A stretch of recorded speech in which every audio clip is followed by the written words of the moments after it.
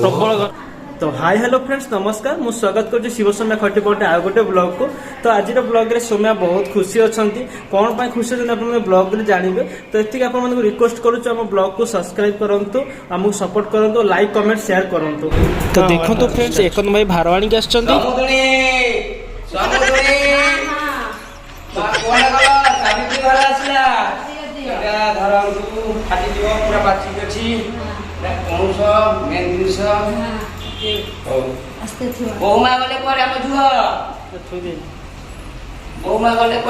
Friends आम एकन भाई भार आनिक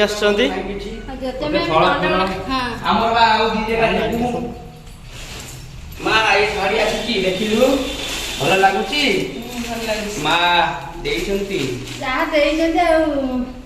बड़ा देखा बड़ा देखा जाऊनी माँ घर माँ मानिक आसे फलमूल सब अच्छी केते अच्छी माँ फलमूल अच्छी खाइबू है खाइबू सपुरी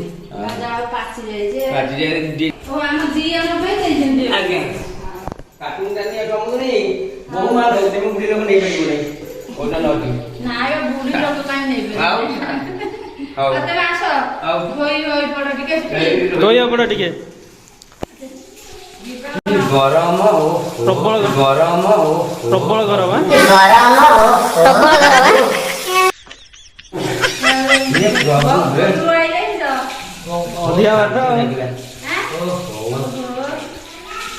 प्रभु भगवान तुमको भले रखु बाइक बसो कौटी प्रभु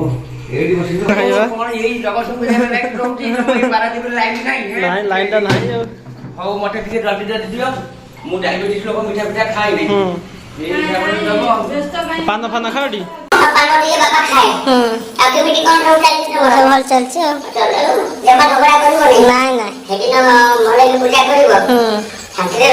भगवान आगला बसु पिला मत डाक जय जगन्नाथ धन्यवाद माँ भले खंतु फ्रेंड सौम्या घर सावित्री भार आस सौम्या सौम्यार बापा पठे सौम्या सब बाहर कर सब देखुं कौन कौन आसी तो आसतु देखिए फ्रेंड्स। तो सौम्या घर कौन कौन आसी तो कमला आसी अंगूर आसी सेव आसी तो डाली कौन लिचु कोड़िया भी आसी काकुड़ी आंब नड़िया भी आसी पणस आसी खजुरी कोड़ी भी आसी। तो सौम्या देखिए बहुत खुशी ओषा पूरा जबरदस्त हम सौम्याकर। तो सौम्याकर शाढ़ी भी भल होती तो सपुरी भी आसी देखिपे सपुरी तो देखिपे फ्रेंड्स मैंने सौम्या मैगी खाया भल पाए बोली तो बापा पठे इपी पठे और बिस्कुट भी आसी। तो फ्रेंड्स ये आसी कदली तो ये छेना भी आसी तो छेना मिश्री आसी मुग आसी सागु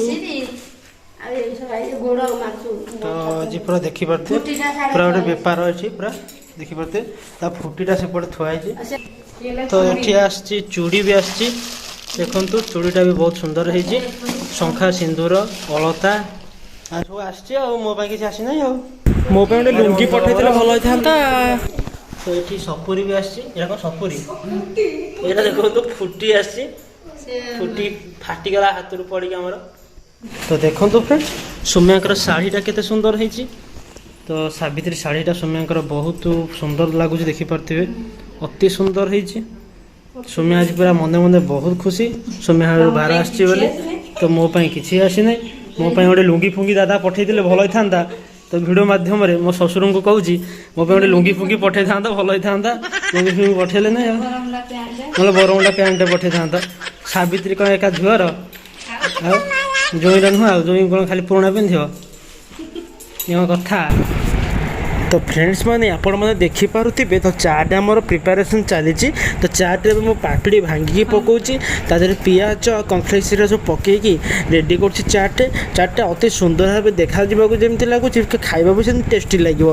देखो तो फ्रेंड्स हम फाइनाली चाट रेडी हो तो चाट खायापी आम समस्ते ये पूरा नाल गड़े तो देखो चाट केते सुंदर भाव प्रस्तुत हो लेट नक खाइबू जाऊँगी पचर भिडियो कर।